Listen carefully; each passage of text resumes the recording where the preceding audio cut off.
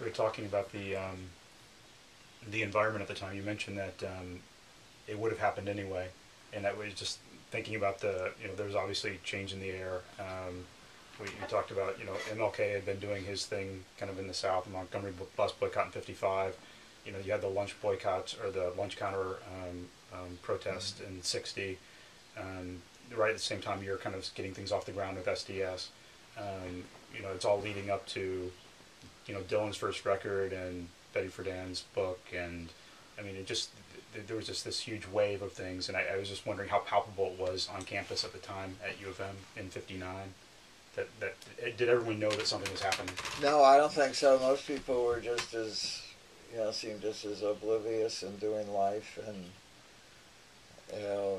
but there was the class that came in 1959. There were some people who were just ready to go, and they gravitated to this conference that I was organizing for the next spring. Was that like Tom Hayden? Would he be in that group? Or? No,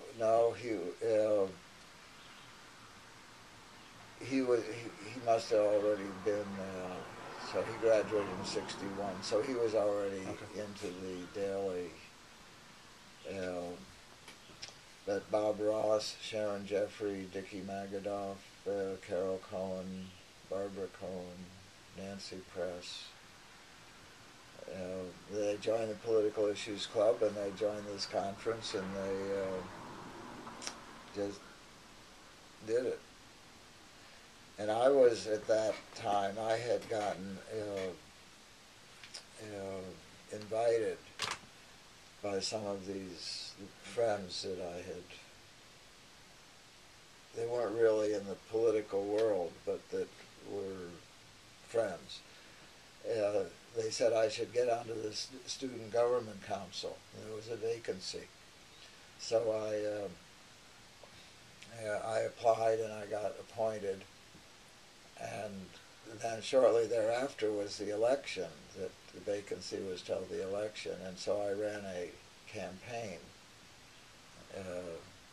and put out a platform which had never been done in recent times, and a poster that I got around here that you should take a look I'd like to see it, yeah.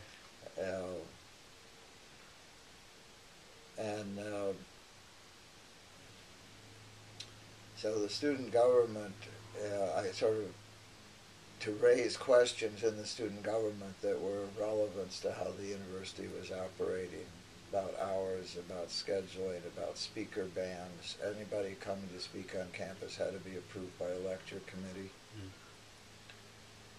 I had tried to get a space for Paul Robeson to sing. Yeah. And he had gotten permission somehow to get back into the country. And the university wouldn't approve it. Really? Yeah, no, he can't sing here. The Masonic Temple wouldn't approve it. People are that terrified by the forces on the right that were... Yeah, he was, well, and they terrified or of them, I don't know. I tried to get, so I went to 4 places: a church, the Masonic Temple, the university, and West Park. And I got, for the city, and I got disapproved on all of them. And then I got a letter, in a kind of a shiny envelope, and it had some initials up on the top, but I don't think it had a return address. And it's addressed to me on William Street, and I open it, and it's Adolf Hitler Stationery, Berlin, saying, "Mr. Haber, you better stop trying to get that nigger commie into Ann Arbor or you're in trouble. Signed, the German-American Bund, Ann Arbor." Wow. I got him a place. We got a place in a Baptist church in Detroit, and it was amazing. This man was one of the truly overpowering personalities I've ever been blessed to actually meet. Did he speak politics? Did he talk politics, or did he He just talked sing? music, but every song had a message, and he would sing the message in an African language, and then he would sing the message in Chinese, and then he would sing the message in English, and then he would go through different languages. He said he wouldn't sing a song unless he could write poetry in the language, and then he sang in about 20 different languages.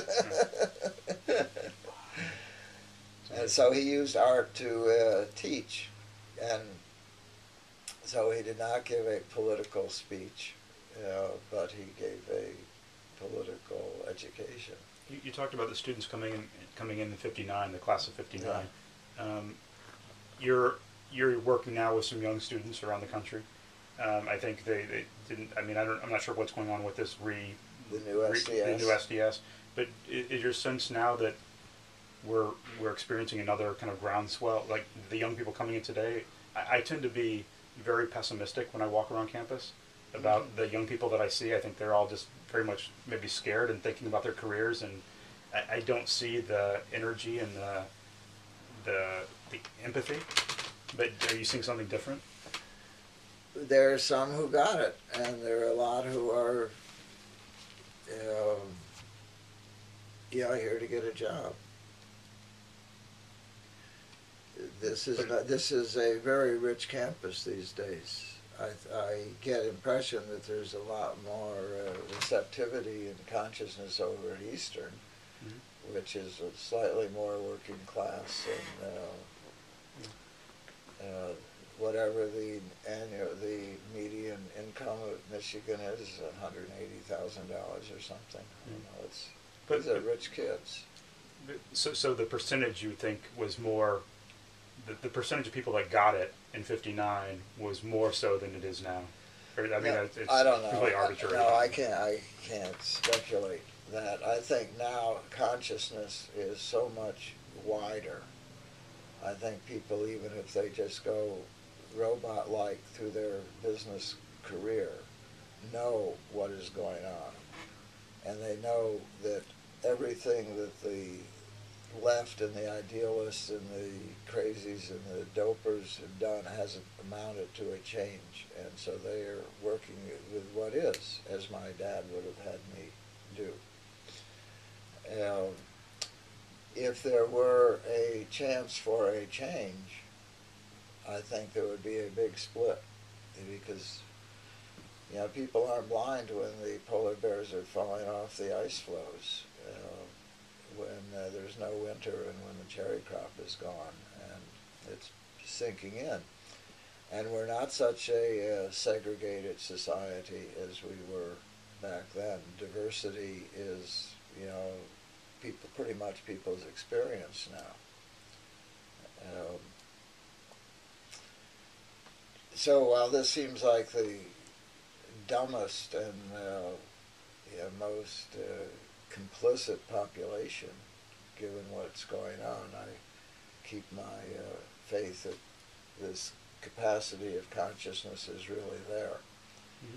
And when you don't see a way to do something about it, you just follow the opportunity structure. And unless there's a good reason to challenge your parents, you sort of go along with what you've been programmed for.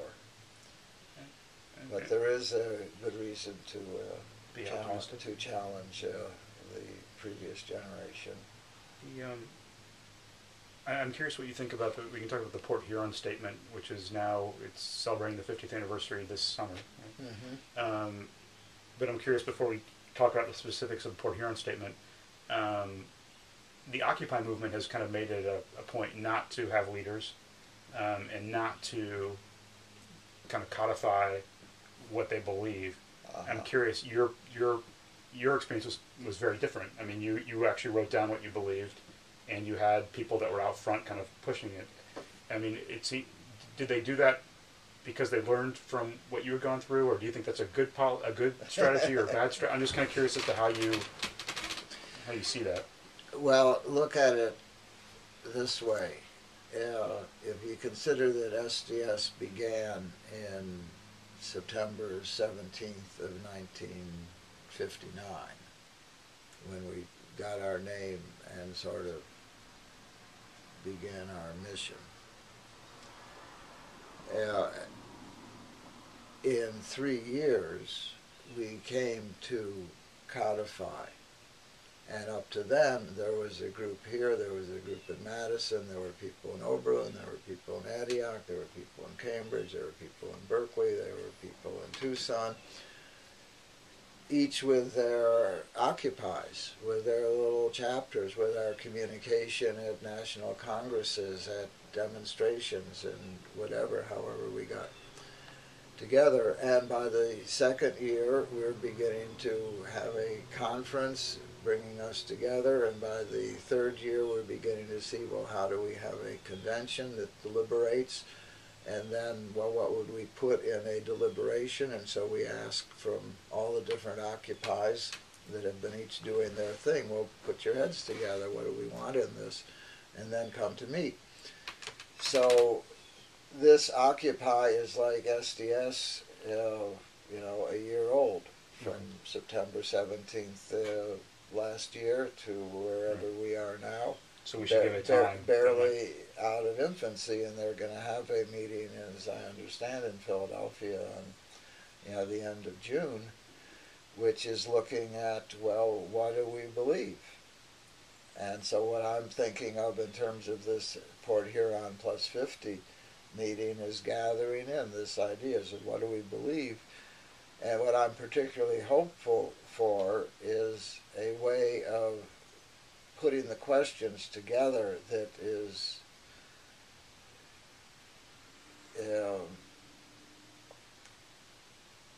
that helps see what is the new paradigm arising. That whatever has been the previous way politics has described things is not quite adequate. And if we had a better sense of how this reality is, we would be able better to deal with it.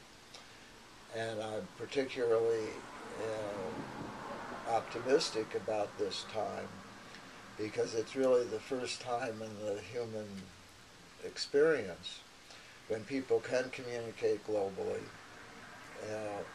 and when there are literally 4 generations of activists, from me and those who are still alive that were mentors for me, and you guys and another generation and the kids.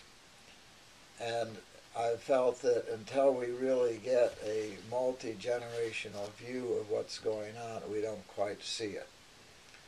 And I had this view for quite a while from when I began to read psychologists who say, well, when you come in and present yourself on the couch and you start talking, I hear you and I hear your parents and what was going on with them and what they laid on to you, which was what their parents laid on to them in that situation, and your view toward your posterity and your children.